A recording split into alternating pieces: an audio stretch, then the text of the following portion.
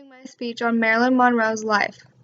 I'm doing my speech on Marilyn because I wanted to know more about why she was famous and see what her life was like. Marilyn Monroe's real name on her birth certificate is Norma Jean Mortensen. She went by several names actually. Baptized as Norma Jean Baker, her model name was Jean Norman and Mona Monroe. Zelda Zonk is the name she used to sign into hotels, and she legally changed her name to become Marilyn Monroe on March 1956. Marilyn never knew her father. Her mother's maiden name was Gladys Pearl Baker. When Marilyn was 7, her mom was hospitalized after being diagnosed as a paranoid schizophrenic, a severe mental condition. She grew up in a loveless childhood that involved 2 years at an orphanage, state care, and the guardianship of many family friends. Monroe had a tendency to stutter during her childhood. She once said in an interview, quote, "I don't know how it happened. Sometimes if I was nervous or excited, I would stutter." Marilyn went from one foster home to another while being in the Los Angeles Orphans Home Society.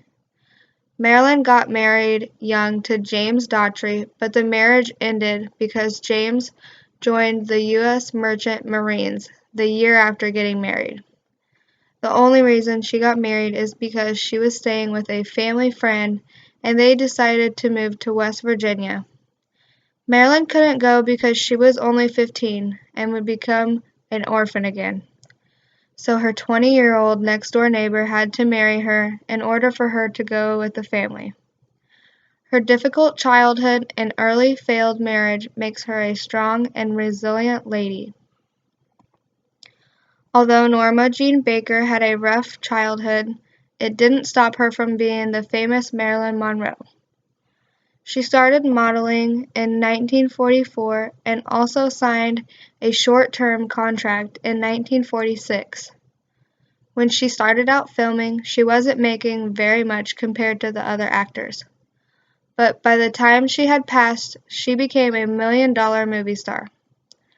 For a $1 million movie star, she had found it hard to remember lines. Jean London also had said Monroe had the heaviest peach fuzz beard of any actress in Hollywood. It was because they had been giving her hormone cream to put all over her face just to make it glow on film.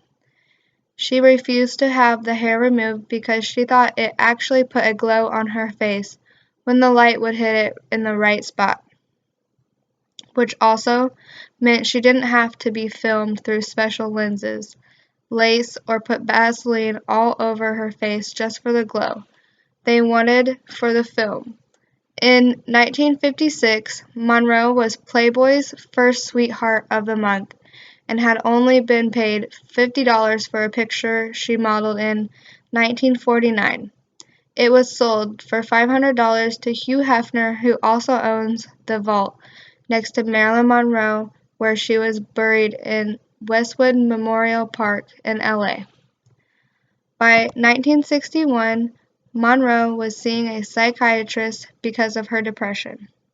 On August 5, 1962, her maid noticed something unusual about Monroe's bedroom light being on and the door locked, so she called the psychiatrist, who broke a window and made it into her room. Marilyn was dead. Sleeping pills were found in her system when the autopsy was taken, and the death was said to be a probable suicide. She overdosed on nervous system depressants, but that isn't believed by everyone. In the history, there had been stories and lies about her death. Some say she was murdered by who she had love affairs with, John Kennedy and or Robert Kennedy. New York Times said that when Monroe died, the city's suicide rate went up a lot. It reached a record of 12 in just one day, which is a lot to them. One of the victims wrote in a suicide note, quote, "If the most wonderful, beautiful thing in the world has nothing to live for, then neither must I."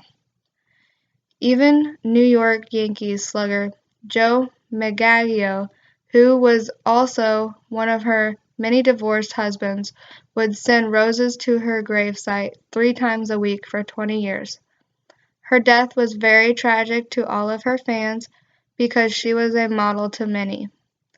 She has so many inspirational quotes that some people could live by and/or do.